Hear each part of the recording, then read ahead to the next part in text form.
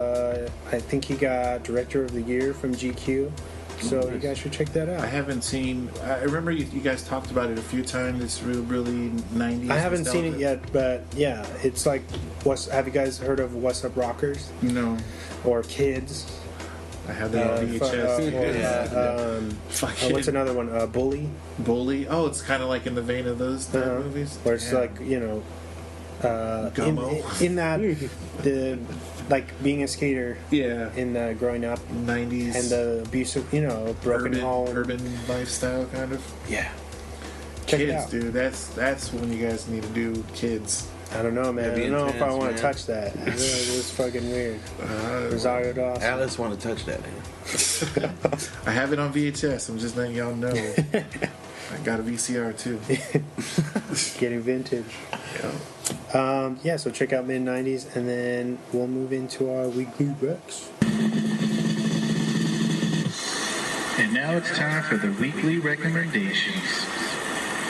All right, James, what do you got for us? All right. So, my first one, I got two. My first one is a movie me, you, and Chris talked about a little bit, Blind Spotting. And I know I texted you about that. This is... I don't know, this movie is really awesome. It's kind of, you mentioned, kind of being an underdog type of film that nobody really got to see. It had a limited release. Yeah. And that always, as far as a theatrical run, that kind of hurts films as far as being recognized. But I believe it's fresh on Rotten Tomatoes. Pretty good rating. I don't know. I think it's an awesome movie that really kind of resonates in what's kind of happening still now in our world. And it's pretty cool. I highly recommend it. It's about this guy who is on his last 3 days of probation. And he is he's struggling to stay out of trouble with his best friend, who is kind of a hothead and likes to get into trouble. And so I really recommend checking this out. You can probably rent it or buy it on Blu-ray or whatever. What was it called again? Blind Spotting. Blind Spotting? Yeah. I still remember seeing a trailer for it, and it looked interesting, but I haven't seen... Yeah, it's the chemistry between the two main guys who you follow around. It's like a dramatic comedy almost? More dramatic, but there's comedy splashed in between. Sure. The style of this movie was really cool. I liked that because the director, I think it was his first time directing, and he had shot mostly music videos for these two guys. And you really get that sense of music video kind of feeling for it as it's throughout some of the scenes. So I think it's really cool. Cool. And my second one is Spider-Man Into the Spider-Verse, which I got to see last week or a couple weeks ago. I heard there's a bunch of different animation in that, or like different drawings. It's all one, or different styles. It's all pretty much one style. Okay. Oh, okay. But I mean, they have like an anime character from like an anime universe. Yeah. So she kind of looks anime-ish, but it's all still like in that same type of however they shot that or whatever. Okay. But it's really cool. It's the story of Miles Morales and how he becomes Spider-Man, and then basically all the Spider-Men from these different universes kind of get thrust into his universe, and they got to figure out a way to get back and save Manhattan and shit. Nice. It's really fun. I would say it's probably the most entertaining Spider-Man movie I've ever seen. Really? Yeah, and that's out of every movie. Right? Better than part 2? I'm just asking. Yeah, I think it's good, man. I think it stands. I like part 2. Stands pretty firm, that movie right now, even though I haven't seen it, but Spider-Verse sounds real interesting because of what they're doing to it. It's like a 90... It's got a near perfect score. Yeah, like 96 or something on Rotten Tomatoes, 98, something like that. That comic, real comic who's the villain in that? Or is there's a couple of villains in it. You get to see a bunch of... They're just splashing in like the Spider-Man guy. Yeah. Okay. It's pretty cool, though, the way they shoot it, because... it's kind of weird when you're watching it. It almost looks like it's supposed to be 3D, but it's not, because they use this certain way of shooting it, how it makes you focus on like certain characters, like certain points, so everything kind of looks like there's like 3 lines to everything. Okay. and it kind of messes with the original a little bit if you're not ready for it. Is it kind of like Sabrina? Yeah, that is kind of how it's kind of weird shot. Like the outside's kind of blurry. Yeah, everything's out of. They do like this kind of rack focus. Yes, it's kind of like that. But and then it's really cool how they throw in like when someone gets punched or something explodes, you see like boom on the screen and it's just popping around. Like, it's real comic booky. So I mean, if anyone likes that type of stuff, Scott Pilgrim. Yeah. Bam, it's awesome though. I really recommend that. So cool. It's fun time. Yeah. And I think it was had the comic book seal of approval. Yeah. Official seal of approval. The Stan Lee has a cameo in that, which is it's really like heartfelt. What? And it's awesome. His little cameo that he gets. That's not his last one? Is that his last? It might have been his. They said that he has 4 other cameos. He's filmed like 4 cameos for the next 4 movies, but I mean, which this will is go on for years, probably. But yeah, so his was really awesome. It's a cool message that really speaks to anybody. That's cool. Yeah, that's my Rex. Nice. Awesome. Onarres? I got 2. I'm gonna start with the Crazies. Have you guys seen or heard of this one? With the remake? Yeah, the remake. The what? With Timothy Oliphant. The fucking Hitman, right? Yeah. Yeah, that one's fucking great, dude. Yeah. Like, I just love that one. I've only seen that one. I've never seen the original. The original is a George A. Romero film, which actually wasn't popular. Nah, but this one was just phenomenal to me. It was just crazy how like brutal and like real it gets at like all at once. Yeah.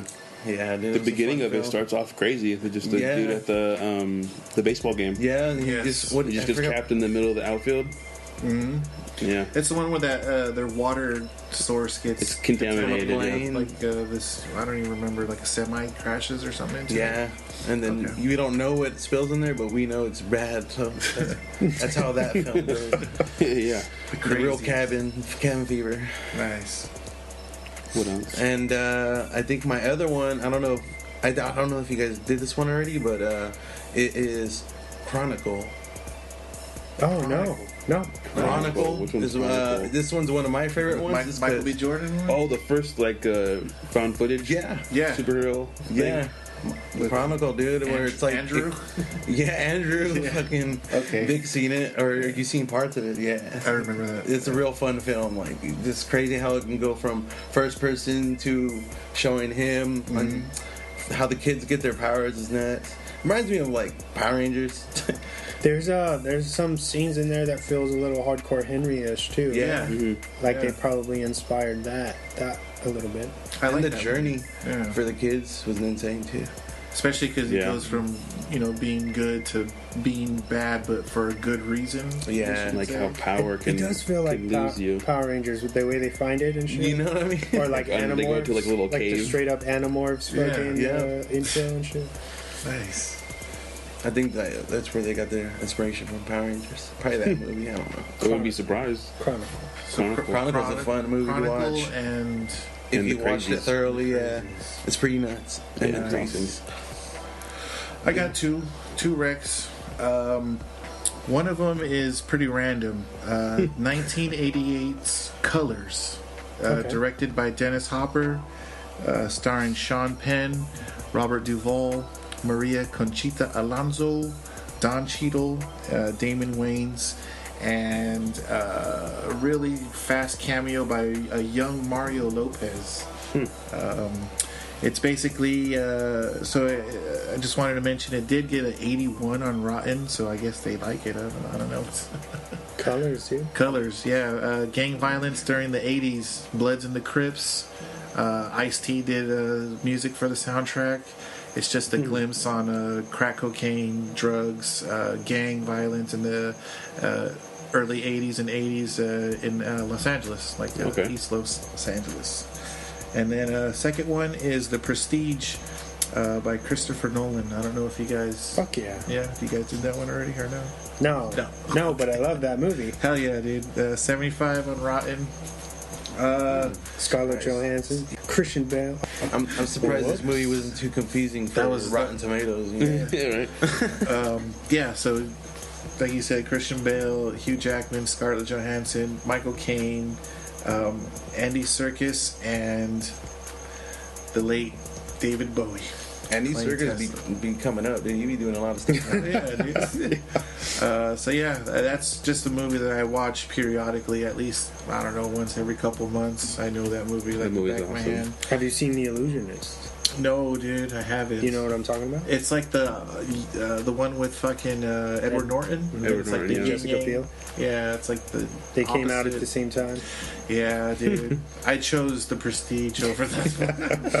I seriously did. I had both of them, and I'm like, I'm going to check The Prestige out first, and then I just never went back to The Illusionist. But it's basically almost like the same thing, or... I wouldn't say it's the same thing.